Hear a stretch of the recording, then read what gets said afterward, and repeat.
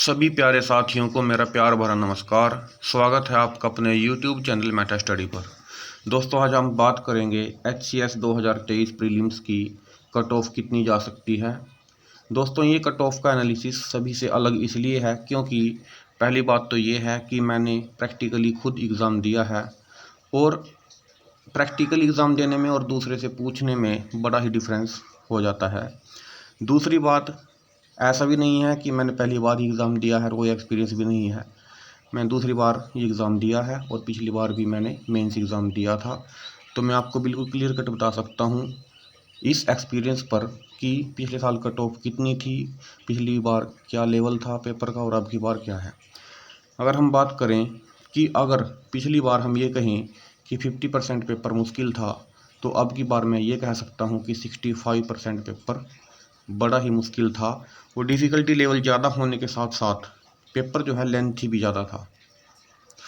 Paper lengthy था और एक जो उससे भी ज़्यादा समस्या आ रही थी वो थी कि वो जो पांचवा गोला भरना होता है कंपलसरी, वो माइंड में कहीं ना कहीं बना रहता है हर टाइम कि कहीं वो खाली ना रह जाए।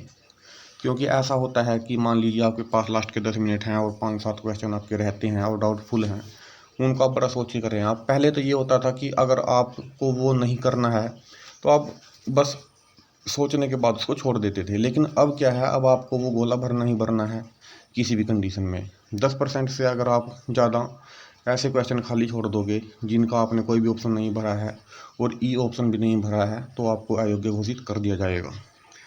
अगर हम सी सेट की बात कर लें जो कि क्वालिफाइंग है, सी सेट का लेवल बिल्कुल पिछले एग्ज़ाम की तरह सेम टू सेम, मुझे तो ऐसा ही लगा जैसे कॉपी पेस्ट कर रखा हो। कुछ क्वेश्चन ऊपर नीचे हो सकते हैं लेकिन बिल्कुल सेम टू सेम लगभग पेपर पिछली बार वाला ही था, डिफ़िकल्टी लेवल के हिसाब से भी, लेंथ के हिसाब से भी, और लगभग क्वेश्चन भी सेम टू सेम उसी टाइप से ही दिए गए थे। तो आज हम बात करेंगे अलग अलग कैटेगरी में कितनी कट ऑफ जा सकती है। जैसे कि आपको पता है कि 95 जो है इसमें टोटल पोस्ट हैं, और हम जनरल की और सभी कास्ट की जितनी भी कैटेगरीज हैं सभी के बारे में बात करेंगे कि कितनी कितनी उनमें पोस्ट हैं और कितनी कितनी उनमें कट ऑफ जा सकती हैं डिफ़िकल्टी लेवल के हिसाब से। जो पहली कैटेगरी है वो है जनरल। इसमें जो 51 जो है टोटल सीट्स हैं। अब फ्रेंड्स, ये मैं मान के चल रहा हूँ, वैसे इन्होंने पिछली बार की कट ऑफ बताई नहीं थी, लेकिन आइडिया है कि 57 के अराउंड जो है पिछली बार कट ऑफ रही थी। तो मैं ये कह सकता हूँ कि अब की बार जो है जनरल कैटेगरी की कट ऑफ जो है 53 के ही अराउंड रहने के चांसेस हैं। और मैं यहाँ पे ये ज़रूर कहूँगा कि ये प्लस में जाने के चांसेस नहीं हैं।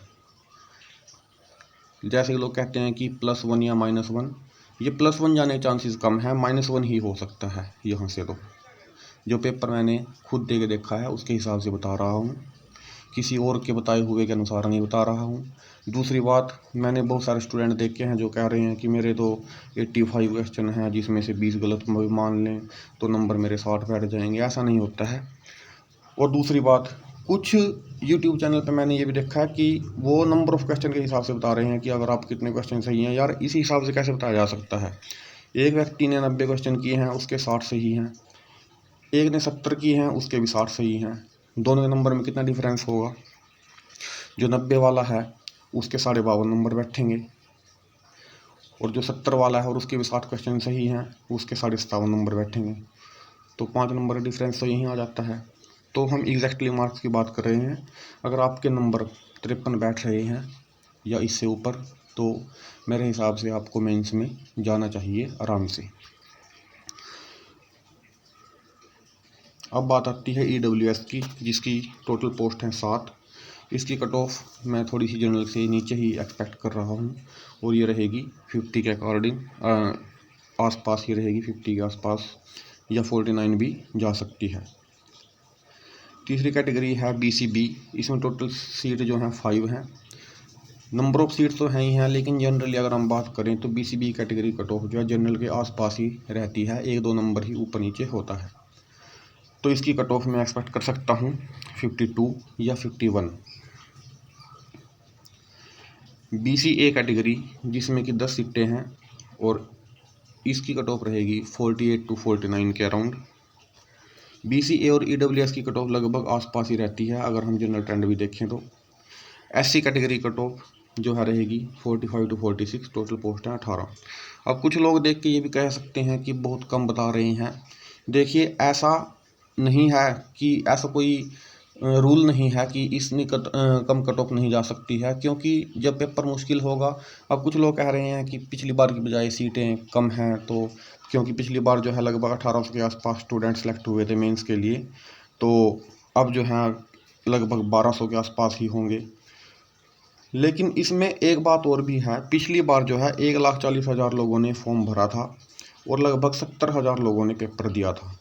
अब की बार लगभग 94,000 के पास जो है लोगों ने फॉर्म भरा हुआ है और 50,000 के आसपास पेपर दिया गया है। दूसरी बात जो सबसे ज़्यादा डिसाइडर है वो है डिफ़िकल्टी लेवल, जो मैं आपके साथ डिस्कशन कर चुका हूँ कि डिफ़िकल्टी लेवल बहुत ज़्यादा था, कोई छोटा मोटा नहीं था। और तीसरी बात, IAS का जो एग्ज़ाम होता है, UPSC का जो एग्ज़ाम होता है, उसमें ऐसा कई बार हो चुका है रिपीट, कि जैसे कि IAS के जो प्रीलिम्स एग्ज़ाम होते थे 2014 को उठा के देख लो आप, 58 के आसपास कट ऑफ थी, ऐसे ही 57-58 इसी के ही करीब कट ऑफ रहती थी। लेकिन बीच में 2017 या 18 की शायद बात है, वो मेरे पक्का याद नहीं है, लेकिन उस टाइम पे जो कट ऑफ जो है बहुत 50 के अराउंड ही पहुंच गई थी जनरल कैटेगरी की भी। तो ऐसा नहीं है, जब पेपर का लेवल ज़्यादा होता है तो कट ऑफ ऑटोमेटिक नीचे आती है, इसमें कोई वो नहीं है। तो अगर आप भी सोच रहे हैं कि कट ऑफ थोड़ी ज़्यादा ऊपर जाएगी, बच्चे कम थे, ऐसा नहीं है। कट ऑफ जो है 53 के ही अराउंड रहेगी जनरल कैटेगरी की।